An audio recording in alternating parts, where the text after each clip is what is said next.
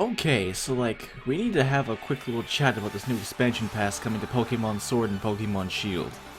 Let me state right off the bat that I do like this concept, I just feel it's lacking in one particular area of execution. But you know, that negative stuff is for a little bit later. Let's talk about what I actually really like about these expansions so far from the concepts we've seen, because, you know, there's a lot that I actually do like, and there's just one little section I don't.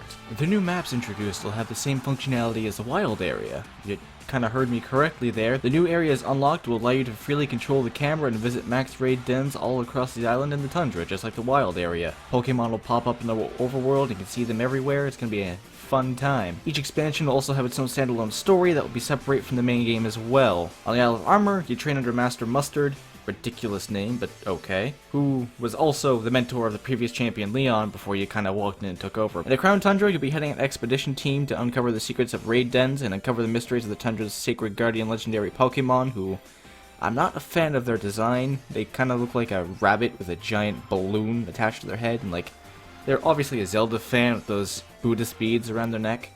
The second expansion, and possibly the first, will include a new co-op mode where you and your friends actually enter the max raid dens, whereas before you just went in for the boss fight.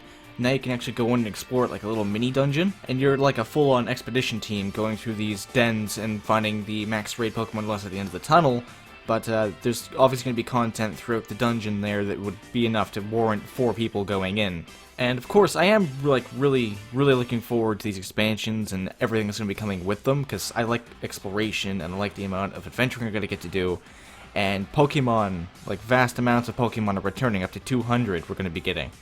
So that's Pokemon that have been omitted from the normal decks are coming to the expansions, but kind of ties into the thing I don't like. They're locked behind a paywall. Now, let it be known, you can get them via trading, but if you want to actually go out and catch them yourself and raise them yourself, you have to pay $30 for both DLCs. Mind you, that's not that expensive, but yeah, you have to pay $30, because we all know how trading works in the Pokemon world. You need to go either through Wonder Trade or through the GTS. And people always make ridiculous requests in GTS, like I'll trade you a Garchomp for a Giratina, or for your Zacian or Zamazenta or something like that, and I don't know, it's always been that way. The GTS has always been kinda useless, but at the same time, maybe people might have a heart this time because there's a $30 paywall to get these Pokemon, like Garchomp or Deaden, or if you want your favorite Pokemon, maybe that's a steep price you gotta pay. It's also worth noting that every mainline legendary that has come to the games, period, from Red and Blue all the way to Black and White, and X and Y, of course, they're also going to be making appearances in these max raid dens,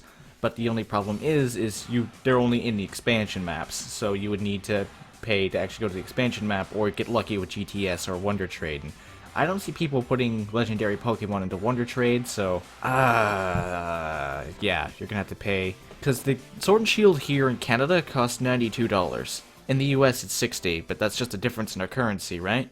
So for the $30 expansion, we're probably looking at more like $54. So that's not really pleasant to think about. But Pokemon Sword and Pokemon Shield as the base game feels very bare bones and rushed. And you and I both know the only reason they're adding back these 200 plus Pokemon is because of the fan backlash they got. But a price tag this high to get your Furfrou back on your adventures seems like you're almost holding the Pokedex hostage. I don't really know if this is what we really want as a fan base, because sure, the price tag isn't that steep, but do we really want to pay for Pokemon who have always come with the games as they were? It seems like it's cheating. Almost. As for the DLC itself, I think they're going to be sizable chunks of content for those who want a little more adventure from these games.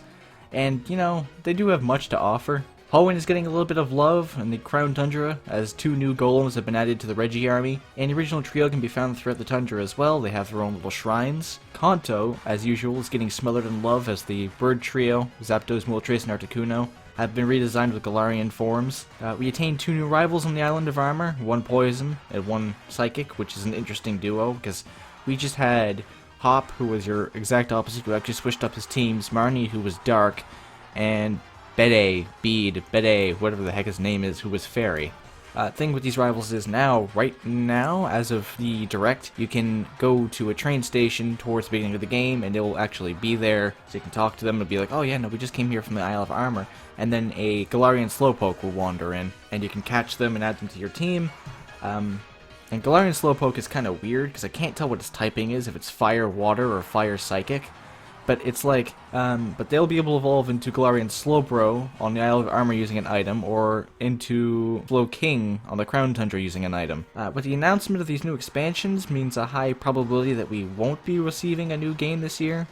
Rather, the team is currently taking the required time to work on new titles, so probably it'll be at least 2021 before we get a new game. And seeing how the director of these expansions is different than Masuda, these expansions might be taking a more story-heavy focus than just the gameplay focus that Sword and Shield's vanilla storyline took. But let me know what you think about these expansions. Do you like them? Do you not like them in concept? Are you excited? Are you not excited? Are you willing to pay the price? Is the price too high? Let me know down below in the comments. I'm always reading. Be sure to like this video if you enjoyed it, and subscribe if you see more of my content 2 to 3 times a week. And I hope to see all you beautiful people in the next video. Till then, peace out, trainers.